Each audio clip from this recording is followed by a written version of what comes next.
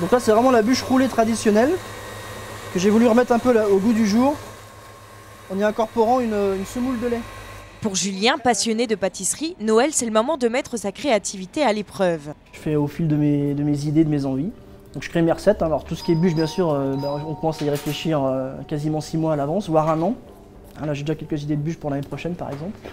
Et ensuite on fait des essais toute l'année, on fait quelques essais afin de se mettre en place. Et voilà. Il y a bien sûr les classiques, avec la bûche, les chocolats, les macarons. Les classiques, mais qu'on ne trouve pas partout, comme le panettone. Mais surtout, il y a les créations de Julien.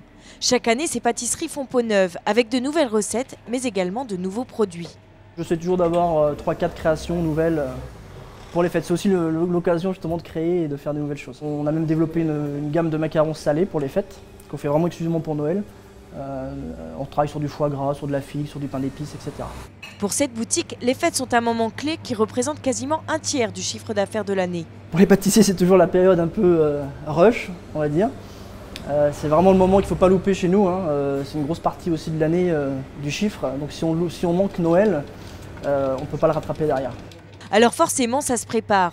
Un stagiaire en renfort pendant un mois, 900 macarons réalisés par jour. Ah, vas-y, mets ça dans ton batteur déjà.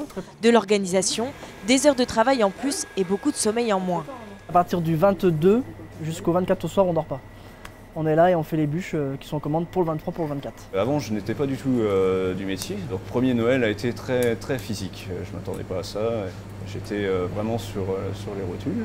C'est sans doute encore un peu sur les rotules que Noël se terminera pour eux cette année. Tout ça pour enchanter nos papilles le jour J.